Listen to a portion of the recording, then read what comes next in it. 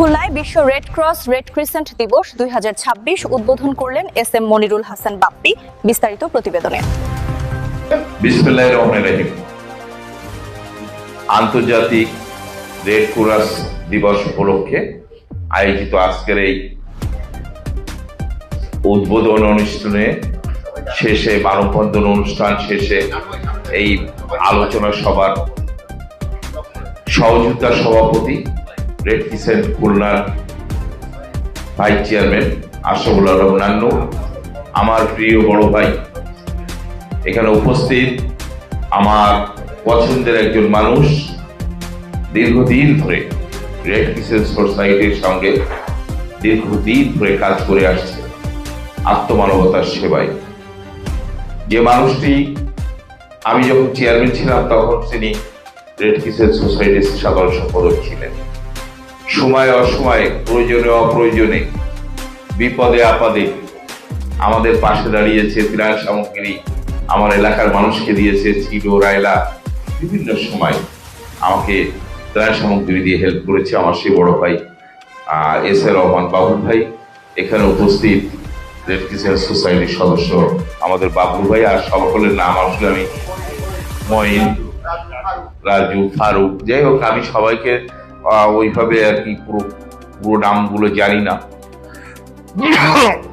এবং দীর্ঘদিন ধরে জেলা ইউনিটের সঙ্গে যারা কাজ করছেন রেড ক্রিসেন্ট সোসাইটির এবং যুব রেড ক্রিসেন্ট সোসাইটি, এক ঝাঁক উচ্ছল তরুণ আত্মমানবতার সেবায় নিয়োজিত, যারা মানুষের বিপদে আপদে মানুষের পাশ চালানোর জন্য নিজেকে নিয়োজিত করেছেন, সেই সকল মানুষগুলোকে আমার পক্ষ থেকে ধন্যবাদ জ্ঞাপন করছি, শুভেচ্ছা জানাচ্ছি।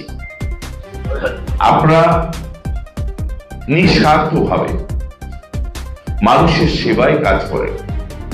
যেখানে দুর্যোগ, যেখানে মহামারী, যেখানে যুদ্ধ বিধ্বস্ত অঞ্চল, আত্মমানবতার সেবায় সেখানে এই রেড ক্রিসেন্ট।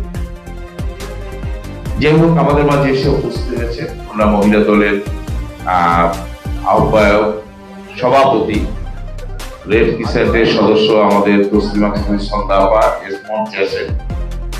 আর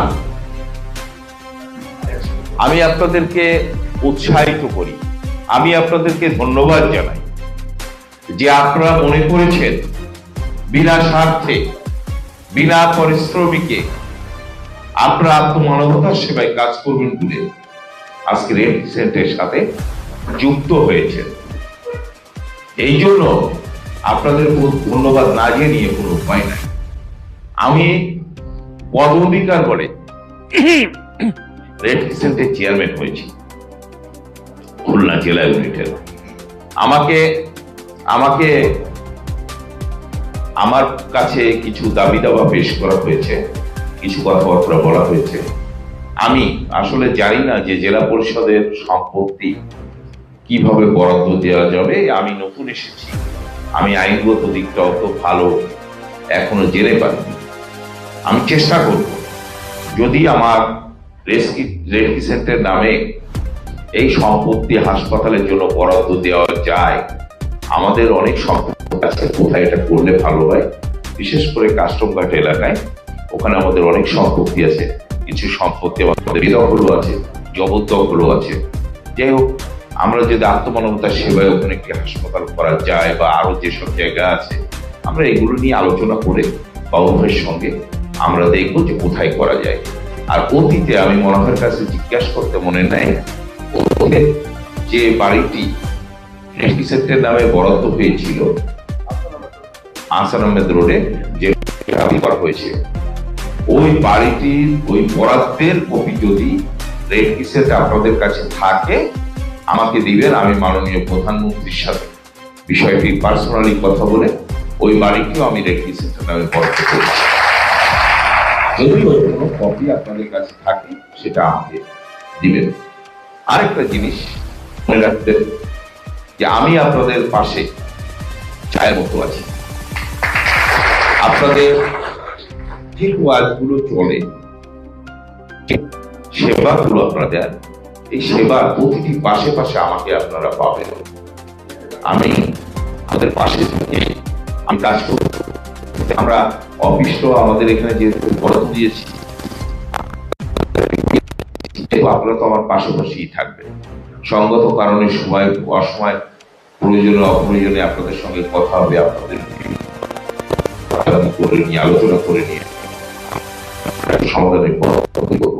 এবং খুলনার মানুষ এই দক্ষিণ অঞ্চলে দিতে পারে আমাদের থেকে একটি সুন্দর সেবা,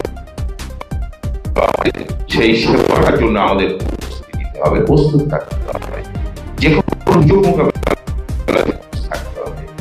আর আমি মনে করি আমি রেড ক্রিসেন্টের সদস্য হয়েছি নিজের ক্যারিয়ার বাড়ানোর জন্য, নিজেকে পরিচয় দেওয়ার জন্য যে আমি রেড ক্রিসেন্টের মেম্বার।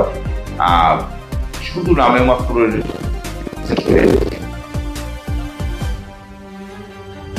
এই প্রতিষ্ঠান না, যে যেখানে নিজেকে জাহির করা, নিজেকে মর্যাদা বাড়ানোর জন্য শুধুমাত্র আমরা এখানে মেম্বার হব, এই প্রতিষ্ঠান কিন্তু এটা না। এটা জন্মলগ্ন থেকেই শুরু হয়েছে মানুষের সেবা দিয়ে। এই জন্মটাই হচ্ছে মানুষের কল্যাণে নিজেকে বিলিয়ে দেওয়া এবং বিনা পারিশ্রমিকে এটি বহমান থাকবে। আর আত্মমানবতার সেবার মানুষের বাংলাদেশেও অভাব নাই। অনেক মানুষ স্বেচ্ছায় সেবা দিতে, অনেকেই স্বেচ্ছায় সেবা দিতে চায়। সঙ্গত কারণে বিভিন্ন সময় আমরা বিপদ আপদে মানুষের পাশে দাঁড়িয়ে কাজ করতে পারি। সবাইকে ঐক্যবদ্ধ থাকতে হবে, সবাই ভালো থাকবেন, সুস্থ থাকবেন।